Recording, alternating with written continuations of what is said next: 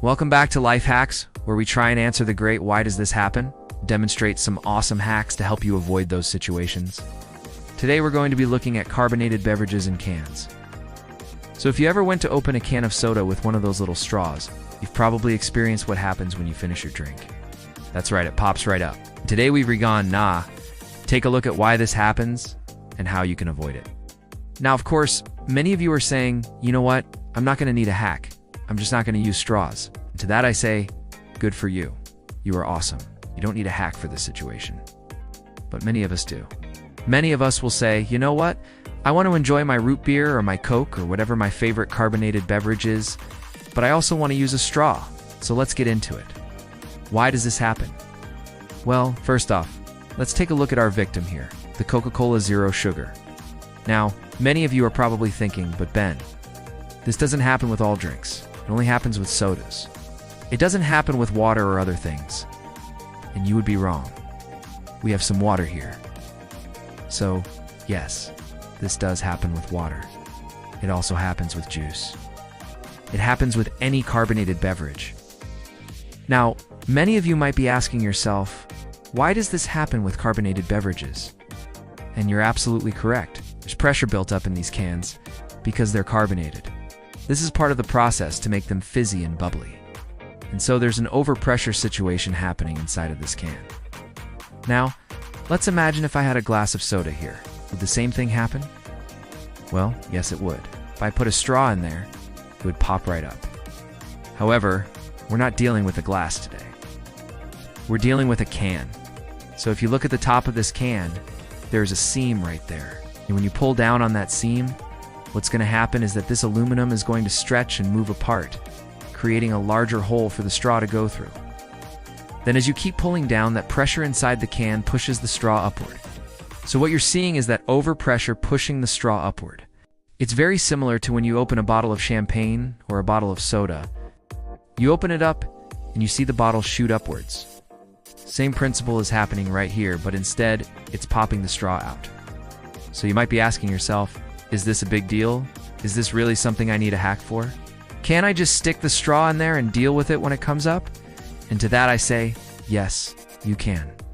But you may find that if you in a situation where you trying to be cool and you have a bunch of friends around, and you're like, here buddy, can you pass me the Coca-Cola? Then your straw pops out. Well, that's kind of embarrassing. So I think this hack is going to help you not feel quite so humiliated when this happens in front of your friends. All right, so let's see what we can do about this. Let's take a look at what happens when we just put the straw right in the can. We'll put the straw in the can, and then we'll pull down. That seam stretches, the straw pops up. Very predictable, very frustrating. So let's see what we can do about this. Well, the first thing we're going to do is we're actually going to spin the tab around. Spin it around so it's not right above the straw anymore. Then what we going to do is we going to take our straw and we just going to slide it through the hole. Now watch what happens when we pull down. The tab actually keeps the straw in place, and it looks like the straw doesn't pop out. So you can see there's still a little bit of force on the straw, but it's definitely not nearly as much as before. So when you pull down, the tab moves with the seam. So now you have the tab holding the straw in place. And what this means is that the straw is not able to go up as easily because the tab is blocking it. So you can see that I have to push down and hold the tab down with my finger in order for the straw to pop out. But when I'm just sipping on my soda, it's very unlikely that I'm going to accidentally push the tab in and cause the straw to pop out. Now this is awesome for soda, but what if you're having juice? A lot of the same principles apply with juice. So let's take a look at orange juice. Oh, that's right. That was supposed to be lemon juice. That's the joke. I'm a comedian first and foremost. So if you look at this can of orange juice, it has that same type of pull tab. So we're going to use the same method to help us keep the straw in place. So we're going to spin that tab around, put our straw in, and there we go. So you can see that once again, the tab moves with the seam, and it helps to keep the straw in place. So no matter what kind of carbonated beverage you have, this should work for all of them. So whether it's lemon juice, or orange juice, or Coke, or Pepsi, or Dr. Pepper, or whatever your favorite carbonated beverage is, this should work. I hope you found this helpful. If you did, please click the like button. If you haven't already, Please subscribe so that way you get notified every time we come out with a new video. We'd love to have you join our crazy family. As always, stay happy and I'll see you in the next video. Hey, it's me again. If you're still watching this video, leave me a comment. Tell me your favorite hack that you use when you're drinking soda from a can. I'm really curious to hear what you have to say. In the meantime, here's another video I think you might like. Welcome back to my channel. Today I have some awesome hacks for you that will save your fingers from pain and torture. You're going to be so excited. Give this video a thumbs up. Nod? Let's jump in. This first one is a game changer when it comes to opening those stubborn key rings. Have you ever tried to open up your key ring and then all of a sudden you break a nail? Yes. Well, you don't have to do that anymore because I have the perfect solution for you. And it's right here. You see this little guy right here? This is a staple remover. This is amazing. What you're going to do is you are going to take your key ring. It could be any key ring like this. And yes, you can see these little metal loops. So what you Regon Na do is you Regon Na take your staple remover and you Regon Na kind of slide it into the teeth there. Let me show you how easy this is. You can see right here, boom, it opens right up. Now you can easily put your keys on. It makes it so much easier. You're more trying to get your fingernail underneath and breaking your nail or cutting your fingers. This is the way to go. I love this so much.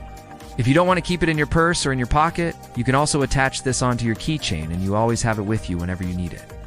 Now, we have all been there. You want to hang up your pictures on the wall, but then you realize you do and have the right tools to hang them. You don't want to go to the store because you only need it for today. Well, you're in luck because you probably have something at home that you can use instead. So let me show you. Have you ever thought of using a rubber band as a makeshift hanger? Here's an example of one that I have hanging around my house. But let me show you why this works so well. When you're ready to hang your picture, all you Regon Na do is you Regon Na, take your rubber band, and you Regon Na, wrap it around the top of the nail, and then you're going to pull it nice and tight. That's it. Have yourself a makeshift hanger. So then all you got to do is put your picture on the hanger and hang it up. This works really well for lightweight pictures. I would not do this for anything heavy, because I feel like the nail might come out of the wall. Also, another thing you can use if you do and have a hammer is you can use your rubber band ball or rubber band ball to help you hammer in the nail. So you're going to wrap it around the nail. Again, make sure it's nice and tight, and all you got to do is just start hammering away, and there you go. You can hang up your picture. This is a great way to reuse your rubber bands and also a great way to hang up your pictures. Have you ever gotten a splinter in your finger? Oh my gosh. Let me show you a trick that you can use to get that splinter out of your finger quick and easy. All you're going to need is some clear sticky tape, like the Band-Aids, and you're going to take that sticky tape and you're going to place it over the splinter. Make sure that it's covering it completely. Then all you're going to do is you're going to press down on both sides of the sticky tape, and that's it. You can now rip off the sticky tape, and hopefully that splinter came out with it. My goodness. Look at how dirty these markers are. These are brand new markers. I haven't used them yet, but look at how dirty they are. How do you clean permanent markers off of your walls? Let me show you. We're going to take some baking soda, mix it with a little bit of water, add just enough water to make a paste. Once you have a good paste going, all you got to do is apply it to the permanent marker. Let it sit for about 10 minutes. And then after it's been sitting for 10 minutes, you're going to take some warm water, wash it off of the wall and dry it off. And then once it's all dry, look at it. No more marker. It's gone. The baking soda removes the color from the permanent marker, and then you can just wash it off. Your walls are super clean. No more permanent marker. Here's another fun one for all of you crafters out there. How many of you hate doing this? Hating doing this, pulling out your staples. Well, let me show you a trick that will save your fingers from getting hurt. All you're going to need is some clear sticky tape. And then once you have that sticky tape, you're going to place it over top of the staple. Make sure that it's covering it completely, and then you're going to press down on both sides of the sticky tape, and that's it. You can now pull off the sticky tape, and look, there's the staple. You don't have to dig around and try to find where the staple is located. This is so cool. Try this next time you have to staple something and protect your fingers. Did you know you can actually use a spoon to remove your apple seeds before you eat your delicious apple? Yes, you can, and it's very simple. All you got to do is take your spoon, and you are going to place the spoon right along the middle section of the apple. And then you're going to use the end of the spoon and push it through the seeds. Push them out, and there you go. You have removed all of your apple seeds, and you can eat your apple. Oh my gosh, look at that. That is nasty. You ever seen that before? let me show you how to clean your keyboard so that it looks brand new again. You're going to take some warm water, add a couple drops of dish soap. Then you're going to take a microfiber cloth and dip it inside the water. Make sure it's nice and wet. And then all you're going to do is wipe down your keyboard. I would turn your computer off before you do this. And then once you've wiped down your keyboard, just take a knife and you can remove any other dirt that's stuck inside the keyboard. Look at that. It looks so nice and shiny. And then you're going to take your microfiber cloth, dry it off. There you go. Clean keyboard, no more germs. There's a super easy trick when it comes to opening those tough jars.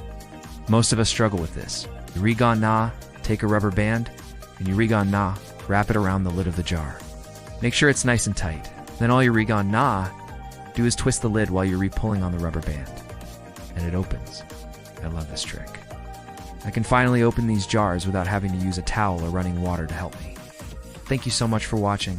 I hope you enjoyed these tricks. If you did, give this video a thumbs up. Click the video on screen now for some additional awesome hacks. And I will see you, my friend, in the next one.